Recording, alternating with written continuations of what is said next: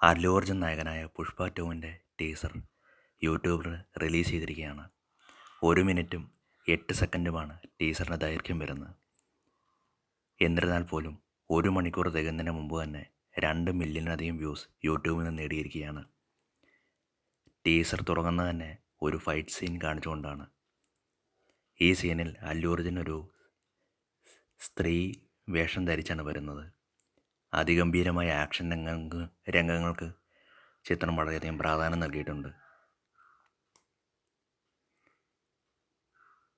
2024 August 15-നാണ് cinema തിയേറ്ററിൽ release ചെയ്യുന്നത്.